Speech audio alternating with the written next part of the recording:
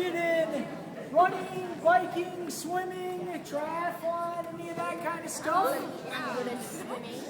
All right, there's a lot of stuff that adults can do that's out there, but here's something I think sometimes kids and teenagers don't realize. There's a lot of things that kids and teenagers can go do as well.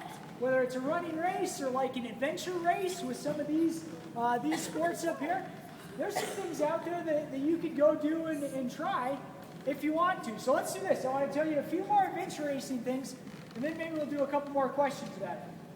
So, adventure racing, here's the main sports. First one, trekking.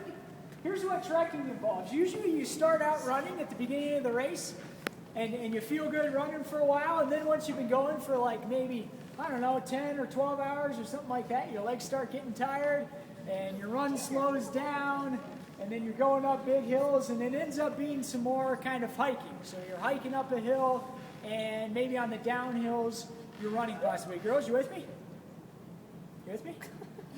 All right. Thanks for staying with me, okay? There's also mountain biking. You can see here's a mountain bike up here. You guys can look at this on the way out. There's rope stuff. You see any of those pictures in the film? Sometimes you're going up ropes or maybe down a rope like a rappel. Anyone ever rappelled or rock climbed or something before? Right? So if you've done that, that's kind of good sort of background for it. There's paddling and in kayaks usually. Who knows, what kind of a kayak is this? Is this like a river kayak? Is this an ocean kayak? It is a yellow one. Okay. Well, what else? What do you think? Yeah, it's a river kayak, right? So you can see it's hard, it's thick, it has a good shell on it, so you can take it down whitewater sort of stuff. There's navigation. What does navigation mean? What do you think?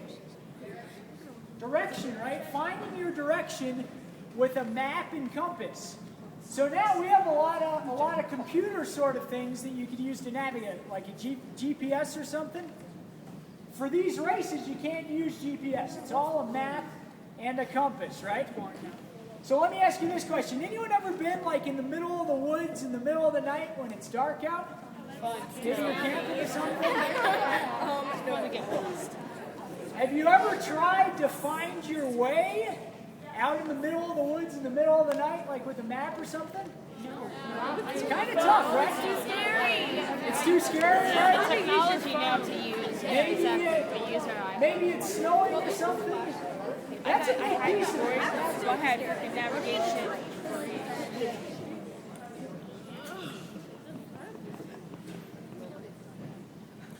There's also some kind of strange sports they throw in. Sometimes there's like swimming or riverboarding. I'll show you a video later. We went down this huge river with big rapids, basically kind of on a big boogie board, trying to make it down. Sometimes there's camels in these races, like this race in the Sahara. Like maybe you ride a camel, or maybe they give you one camel for the team that carries your stuff. And sometimes you get a great camel, but sometimes you get a camel that doesn't want to go anywhere. Have you ever seen a camel? You know how big they are? They're huge, right? It's really hard to get them moving if they don't want to go. Sometimes there's horses. And like I said, some of these races are pretty long, about 600 miles. All right, what do you think? Questions? Questions about adventure racing? What do you have right here?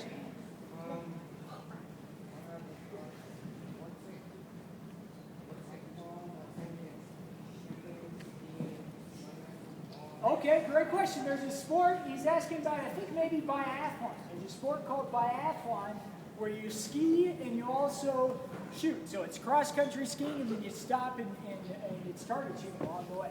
Great question. What else? What is physically more difficult, hiking or canoeing on a flat lake with no waves? Okay, great question. What's physically more difficult, hiking or paddling on a flat lake with no waves? That's a great question. You know, in these races, usually the hardest thing is whatever you're doing. So when you're hiking, let's say you've been going for 12 hours and you're super tired and you think, oh my gosh, I can't wait to get in that boat and paddle, right? But then when you're paddling, there's a race in Brazil. It was the Adventure Racing World Championship in Brazil in 2008. And it started out with a paddling section that was 100 kilometers. So how far would that be in miles?